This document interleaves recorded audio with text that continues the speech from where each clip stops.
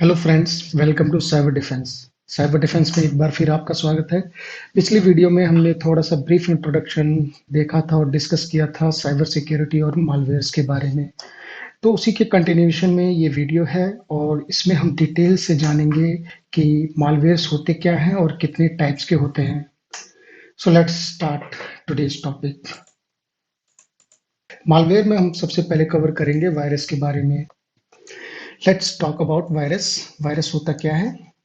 जैसे कि हम जानते हैं, वायरस एक ऐसा मैलिशियस सॉफ्टवेयर है जो किसी भी एग्जीक्यूटेबल फाइल के साथ अटैच्ड फॉर्मेट में या अटैच्ड फॉर्म में किसी भी सिस्टम में डाउनलोड हो जाता है।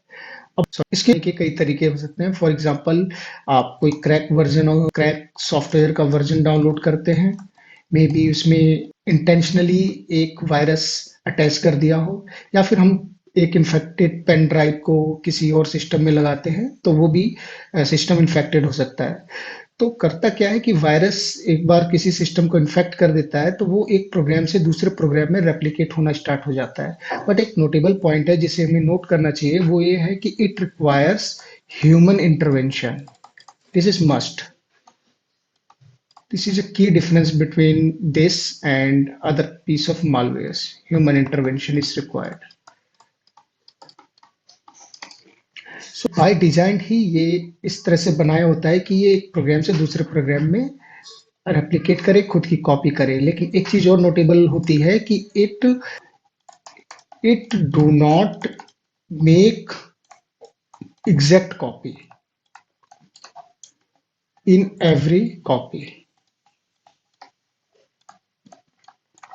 मतलब वायरस की जो भी कॉपी बनेगी, एक कॉपी से दूसरी कॉपी में वो रेप्लिकेट करता है, तो ये इतने स्मार्ट इनफ होते हैं कि वो अपने आप को थोड़ा सा चेंजेस लाते हैं ताकि वो डिटेक्टिंग जो सॉफ्टवेयर हैं वो उन्हें डिटेक्ट ना कर पाए। एक इन्फेक्टेड सिस्टम के कॉमन सिम्टम्स होते हैं कि फॉर एग्जांपल पॉपअप विंडोज आ जाना अनएक्सपेक्टेड, स्पीड एंड परफॉर्मेंस में सिस्टम की सिग्निफिकेंट रिडक्शन देखना, सिस्टम क्रैश हो जाना, या एक यूजर किसी प्रोग्राम या किसी भी प्रोग्राम में लेट्स से लॉग्ड इन है तो वो अनएक्सपेक्टेडली लॉग आउट हो जाता है। These are the some common type of symptoms that we see in infected computer और host. So let us talk about how viruses are made of. Actually viruses तीन part में होते हैं। Number एक, code जो होता है उसका पूरा प्रोग्राम होता है। लेट से यहाँ ड्रॉ कर देता हूँ।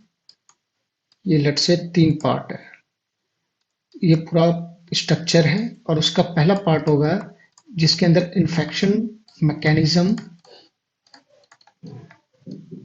होता है डिफाइंड। सेकंड होता है हमारा लेट्स से ट्रिगर फेज, वो ट्रिगर कब करेगा virus. And the third phase is payload. Trigger होने के बाद वो एक्चुअली क्या करेगा, मींस उसका वायरस का इफेक्ट क्या होगा, लाइक डैमेजिंग फाइल या फिर लीकिंग इंफॉर्मेशन। जो भी डिफाइंड होगा पेलोड में वो परफॉर्म होगा। सो ये फोर फेजेस होते हैं जैसा अभी हमने डिस्कस किया, infection mechanism, trigger point and payload. So infection mechanism में ये डिफाइंड होता है कि वो कैसे वायरस नई कॉपीज या फिर प्रोग्राम्स या डॉक्यूमेंट्स को फाइंड करेगा और उसको इन्फेक्ट करेगा। ये डिफाइंड होता है हमारा इन्फेक्शन मैकेनिज्म में। And after that trigger point basically वो कोड कंटेन करता है जो बताता है कि वायरस को एक तरह से इंस्ट्रक्शन देता है कि आपको कब एग्जीक्यूट होना है। काइंड ऑफ लॉजिक को हम कह सकते हैं कि उसमें लॉजिक डिफाइंड होता है कि कब वो एग्जीक्यूट होगा। और पेलोड, जैसा हमने डिस्कस किया, पेलोड इज अल्टीमेट थिंग, मतलब एग्जीक्यूट होने के बाद वो करेगा क्या, वायरस एक्चुअली किस लिए बनाया गया है, उसका मेन टारगेट क्या है, that is defined in the payload section. So let me clean this area. Let's talk about next. हमने जान लिया कि कितने पार्ट्स होते हैं वायरस के। अब क्या होता है कि वायरस की अपनी एक लाइफ साइकिल होती है और वो लाइफ साइकिल कह सकते हैं उसमें फोर फेजेस होते हैं। The number one phase is dormant phase. Number two, propagation phase. Number three is the triggering phase. And number four is the execution phase. So एक एक करके इनके बारे में जान लेते हैं। डॉर्मेंट फेज में क्या होता है कि वायरस किसी भी सिस्टम में, टारगेट सिस्टम में, let's say make it to go, उसमें किसी तरह पहुंच जाता है किसी भी मीडियम से, जैसा पहले मैंने बताया, और उसके बाद वो आइडियल बैठा रहता है, कुछ नहीं करता है। और ये वाला जो फेज होता है जिसमें वो आइडियल रहता है उसे हम डोर्मेंट फेज कहते हैं। सेकंड फेज क्या होता है कि प्रोपगेशन फेज होता है। प्रोपगेशन फेज में वो एक अपने आप को रेप्लिकेट और मल्टीप्लाई करना स्टार्ट कर देता है एक प्रोग्राम से दूसरे प्रोग्राम में, और वो तब तक प्रोपगेट करता है जब तक उसकी ट्रिगर फेज का लॉजिक मीट ना कर जाए।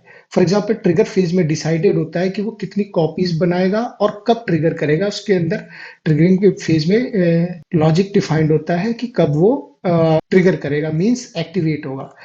इन अदर वर्ड हम ये कह सकते हैं कि डोरमेंट फेज से जब वायरस आइडियल से एक्टिव होगा तो वो हमारा ट्रिगर फेज होता है। And after that, after trigger phase, there is a last phase that is called execution phase. In the execution phase, what happens that कि जो ultimate payload होता है, जो उसे action perform करना होता है, वो execution phase में होता है। So these are main viruses for life cycle. I would say life cycle, जिसके अंदर 4 phases हैं। Viruses कई प्रकार के होते हैं based on their characteristics and their working criteria. So number one, residence virus, food sector virus, network virus, file infector virus, microvirus, direction action virus. So these are different types of viruses. These are different types of viruses, and apart from this, there are many more. तो हम let's talk about boot sector virus. Boot sector virus क्या होता है कि ये एक ऐसा virus होता है जो इन्फेक्ट करता है, नो डाउट इन्फेक्ट करता MBR of operating system. MBR, what is MBR? MBR is master boot record. Master boot record. So what is master boot record? Master boot record is very important because होता क्या है कि master boot record के अंदर all files होती है जो कि नेसेसरी होती है for working of operating system or starting of operating system. So if this get infected, then the system is in very bad condition. So let's talk about macrovirus. Macrovirus एक ऐसा virus होता है जो macro में लिखा होता है। Macro are the some programming languages.